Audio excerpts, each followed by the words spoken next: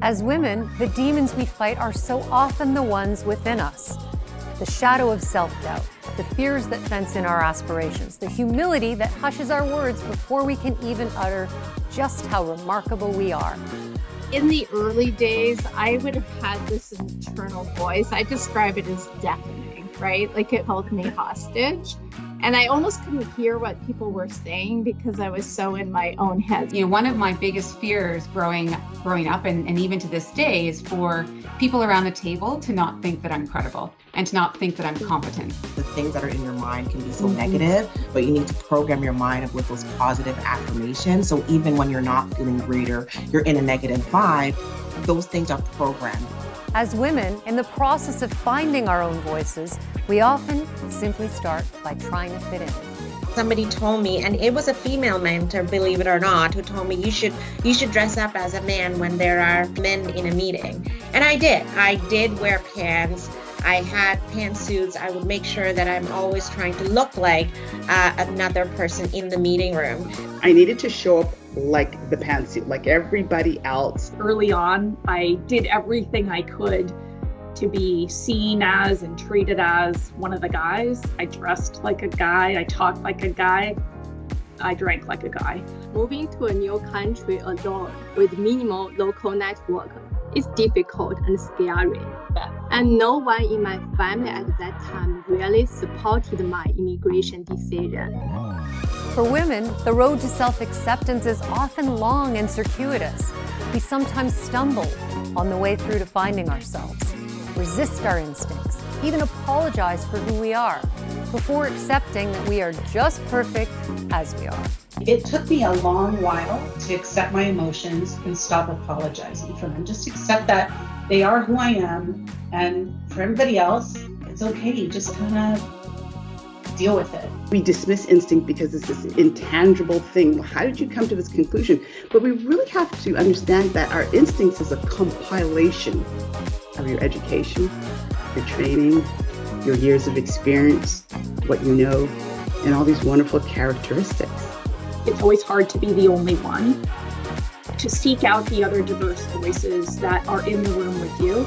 And often, you know, I would say two things. One, men are not the enemy. What is the enemy are the things that we whisper to ourselves and the system itself. And the system, well, it's work in progress. And women continue to navigate bias in their ongoing work and home lives, from large overtures to the small microaggressions, which aim to marginalize the power of our great voices. Reality as a Black woman, there's usually sort of a bit of an inner conflict in terms of, you know, our words, the tone, the body language. You know, are we going to be understood for what we're actually saying or the perception of what we're saying? Most decisions, in fact, that we make, especially regarding people, are alarmingly contaminated by our bias. And our assessments of others are never as objective as we believe them to be. Not because we're bad people, but really because we're human. I am important in spite of what anybody says. I matter in spite of the labels, the biases, the stereotypes. Achieving gender equity isn't just a woman's issue, it's a human issue. Mention the word boundaries to women and so many of us just bristle, either because our boundaries don't exist, are perpetually challenged, forever crossed, we're busy creating them and sometimes feeling guilty for even having them at all. As women, we're in this forever dance with the boundaries that can set us free. Up until very recently, I didn't have good boundaries. I would do anything for anyone at any time. It honestly wasn't until after I had my son almost a year ago and frankly started therapy that I even started to think about what boundaries mean and what it means and how important it is to take care of myself as a human who needs things and not give it all away. So I would say I went from having like no boundaries, I'll do anything for anyone, give it all away, to having like angry boundaries, Sometimes rageful boundaries. I get it. I knew what was important to me, to be able to contribute and grow in my career while also being able to have a personal life. And this was well before I had children, but as Summer said, it intensified when the small people came. Self-care is something every woman wants, though the road to it can feel a bit like sand through our fingers. Though it begins with letting go of guilt and believing that we are deserving of more than a little care. And as a woman, we so often care for everybody else around us before turning our attention to self-care. Let's change that narrative. Don't have guilt for prioritizing yourself. You need to take care of the caregiver first. When women arrive at self-acceptance and self-love, it changes not only her internal narrative, but her external impact.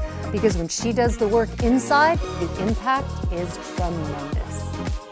I'm a mom of 4 kids that are tiny little human beings that are happy. And I work, so somehow I've figured it out.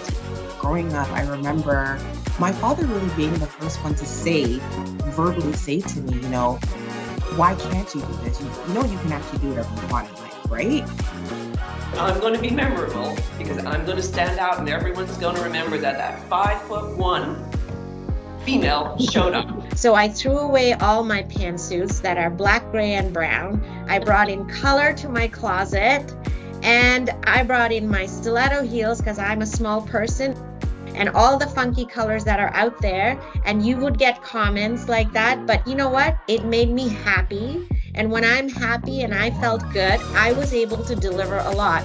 It's about knowing your strengths and what you bring to the table. And then when you know that, let them ground you, right? Hold them in your heart, hold them in your head, let them ground you. And then when someone plants a seed of doubt, just remind yourself of your strengths and really flip that person a mental bird. What makes each of us remarkable? I'm a strong human being. You are powerful beyond measure. Having raised a son with disabilities has taught me a lot, and it's taught me to realize everybody has a gift. I don't know whether I love or hate that you asked this question, Lori, but I'll go with it's a good one. So 3 things. 1, I'm stubborn as hell. Stubborn as a mule. I always have been, and I always will be, and anyone that deals with me would know that. Number 2, in spite of that, I'm deeply empathetic, which is both a blessing and a curse. I don't always act on it, but I see it and I feel it. And then the 3rd thing, which my boss laughs about constantly because capital markets is chaotic and full of people that shoot from the hip. I am a very disciplined planner, very disciplined. And I'm very curious. I love learning new things. I'm here because I belong here, but I'm going to be memorable because I'm going to stand out and everyone's going to remember that 5'1" female showed up. I love that. I love that. Yeah, well, 5'2" right here. I think if there's a relationship, maybe it's correlated or perhaps causal between height and strength. I like to think there is because some days I feel rather mighty. The deliberate choices we make as women matter. They have the potential to free us, elevate us, and transform the future for women. One choice and one woman at a time. Stop beating ourselves up when we make a mistake. The world is not going to come to an end. I'm always trying to put myself through the lens of being a regular human being who is just wanting to make a difference. Speak up and be authentic, and don't be afraid. Take a deep breath and say it. If the pressure is too great for you to be who you are, where you are not in the right place. And so you've got to make tough choices about being where you can have the boundaries, the expectations that you want for the life that you want. I think we have to be less afraid of saying the wrong thing, doing the wrong thing, not being perfect, not being 180% qualified for a job before we put up our hands. I think sometimes we all just need to take a breath and take a leap.